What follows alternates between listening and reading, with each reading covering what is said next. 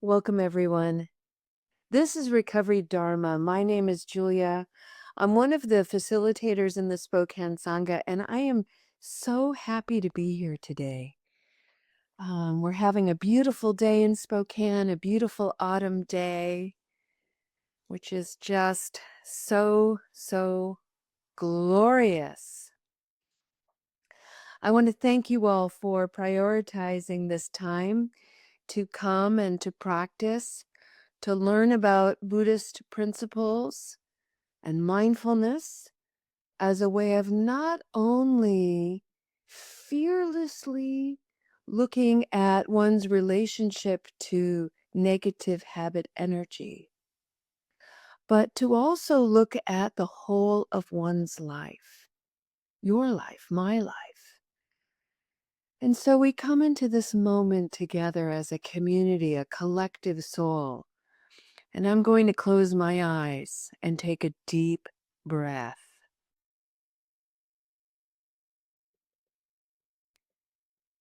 Breathing in, breathing out.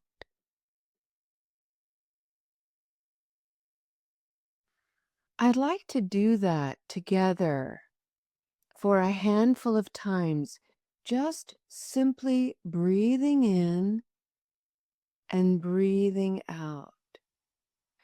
And while you're doing that, friends, I'd like to invite you to keep a gaze, an inward, friendly gaze toward a very specific part of the body.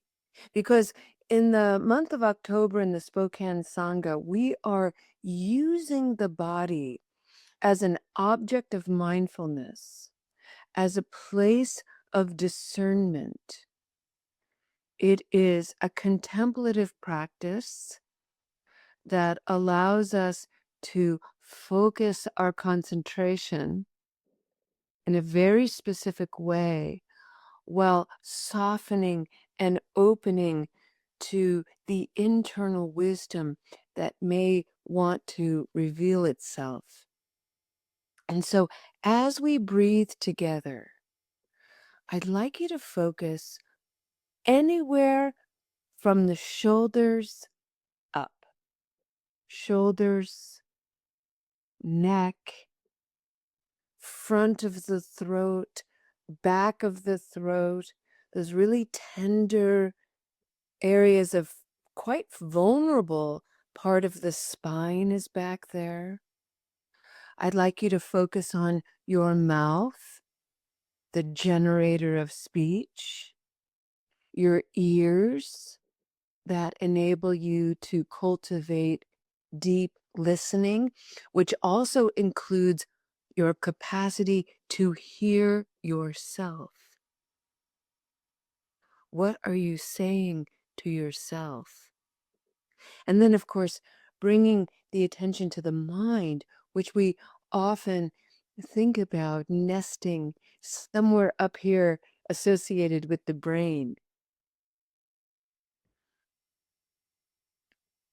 And to access the mind, ancient people like to think about an entryway, an energetic portal, which is considered where my band-aid is right now, the third eye. And I have this band-aid here not to emphasize this particular chakra, but because I had a little procedure yesterday and I have an incision there that needs to be protected.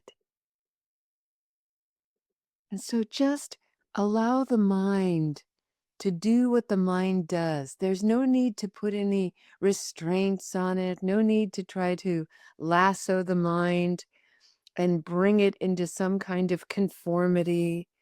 Just let the mind be wispy like a morning fog. And then, of course, bring your attention to the crown chakra, the very top of the head. We've been talking about that this week as well. And the crown chakra in ancient Eastern traditions is another portal. And this is a a porthole. Think of it like a two-lane highway of giving and receiving, releasing and receiving. And so we can release thoughts of the mind through this crown porthole, and we can receive messages from the divine, messages from the cosmos. We can receive wisdom that has never ceased to be. We simply have to be receptive to receiving it. So as you're breathing, allow this part of the body to come into your awareness with ease and curiosity. Maybe just allow yourself to wonder about this part of your body. You know, your face is part of this too. And so with your eyes closed, make some faces, move your muscles on your face, lifting the eyebrows, maybe allowing a smile to spread across the face. Maybe squeeze your eyes open and close for a little bit. You know, if you have the capacity to move these muscles, you're fortunate. Not everybody can. People who've had paralysis due to stroke or head injury lose that capacity. And so their face is partially frozen or drooping.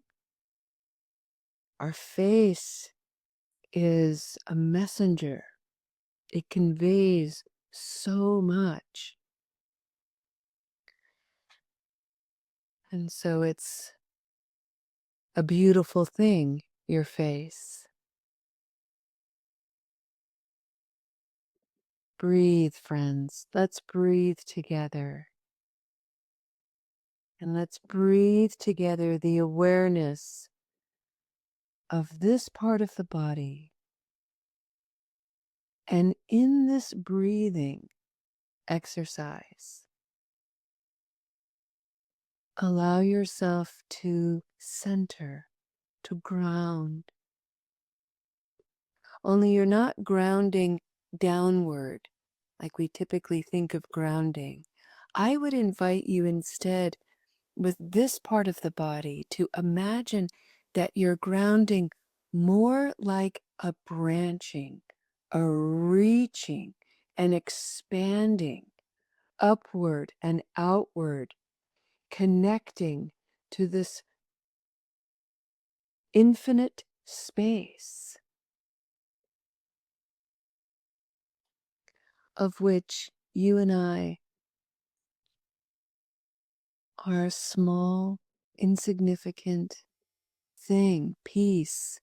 And yet, the fact that we're here at all in this moment is nothing short of a miracle. You are miraculous. Your life right now is precious beyond all measure. So, in that spirit of preciousness, in that spirit of reverence for this expansion, this reaching to connect in ways that we can't measure, in ways we cannot see, but it's nevertheless possible. Let's breathe. Breathing in, breathing out.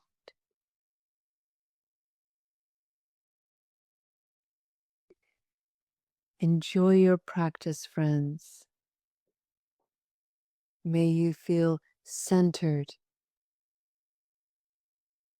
in your expansion and grounding.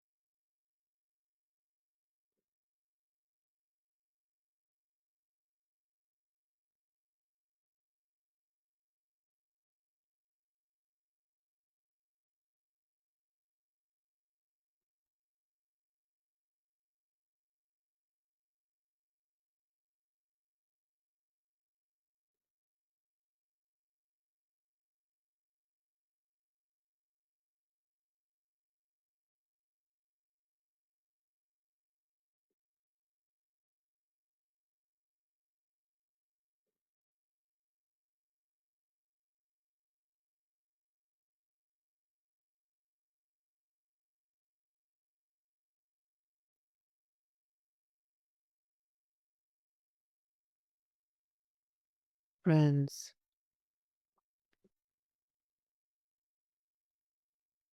when I first started practicing Buddhism, I was in my 20s.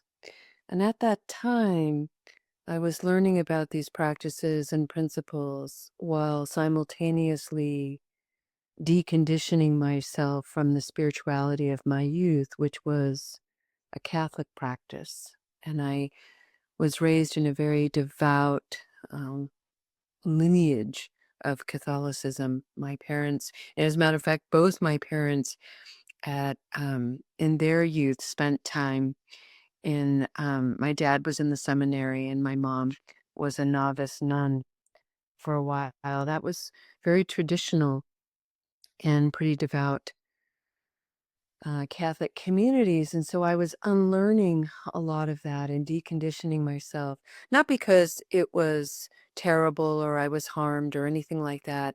It just wasn't inspiring me in ways that my soul, my spirit was called to be inspired. And so, as I was reading the principles of Buddhism and learning, I was really struck by the knowledge of these ancient practices that knew about the connection of life, all of life.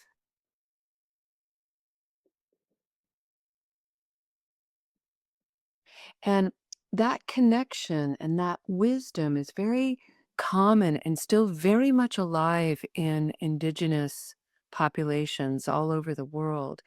People live with the cycles and the rhythms of the earth for survival sake. And yet, when I grew up in a more contemporary time in life, and I had this image of the divine God as being, this entity above me, as I was learning Buddhism to reflect on the cosmos was challenging. I did not want to imagine this being watching me, taking stock of me, judging me, frankly. And so it took a long time to get beyond that perspective, get beyond that theology and mythology, and just think about the universe, the cosmos, from an evolutionary point of view, from a cosmological point of view. And once I was able to do that, I was able to come back in on this earth, in this body that is the same key elements as everything that exists in the universe: carbon, hydrogen, oxygen, so on.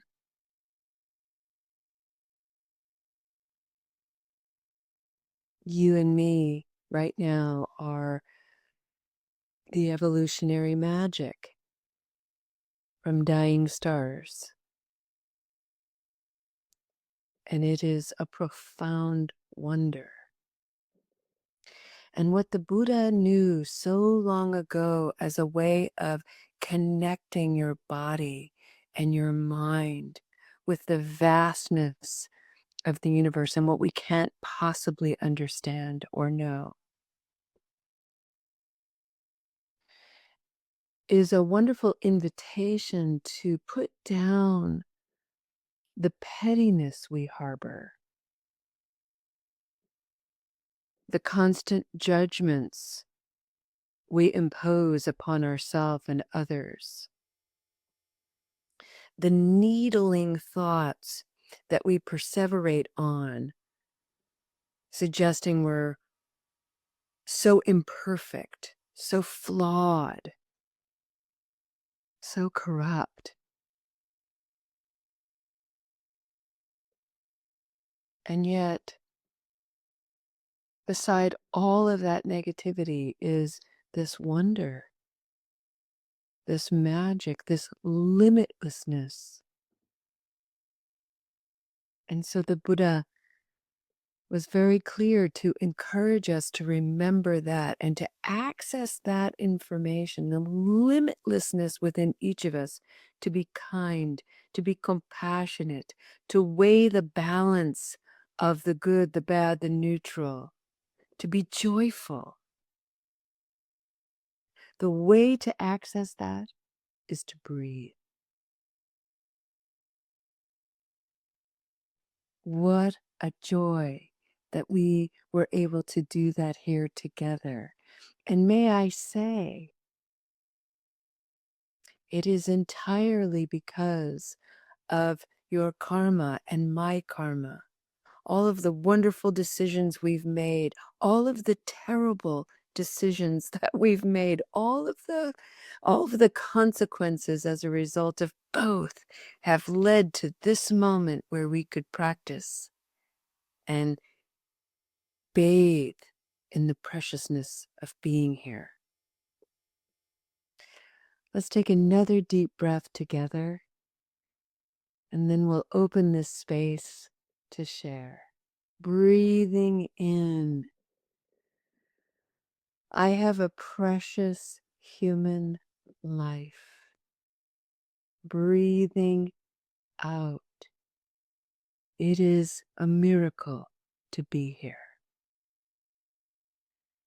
Breathing in preciousness. Breathing out miraculous presence.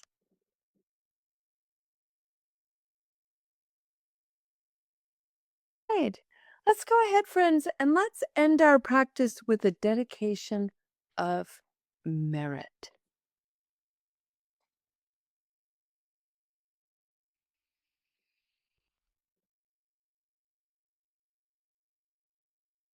Friends,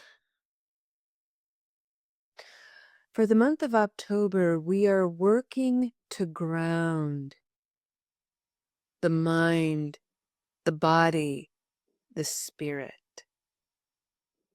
I think one of the most impeccable guides to grounding are the trees. And when I think about a tree, when I think about the head, neck, face of a tree, I'm often drawn to the canopy, to the branches, to the leaves. And in the Northern Hemisphere and in the Pacific Northwest, where I live, in the autumn season where we are now, those leaves fall and they blanket the earth, they ground to the earth. And so we bring our gaze back to the head and neck, to the crown. And what can we release? What can we trust to the organic rhythm of life? We don't have to force this release. The tree isn't forcing anything when its leaves let go. It's simply part of the rhythm, part of the conditions. It knows when to let go. And so maybe we can tap into that. I know when to let go, and I can allow this thought, I can allow this harshness, I can allow this habitual state of mind to fall like a tree onto the ground beneath me over time, decomposing, dying, and nurturing me at the same time.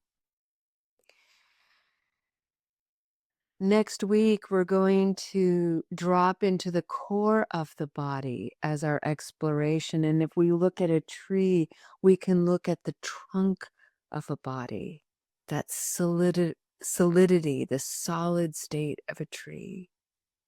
And we're doing all of this not to keep our healing and transformation solely for ourselves, but to put it out into the world in every word, in every smile, in every scowl, in every moment of impeccability, and in every moment of unskillfulness is an opportunity to practice and to aspire to be the version we want to be.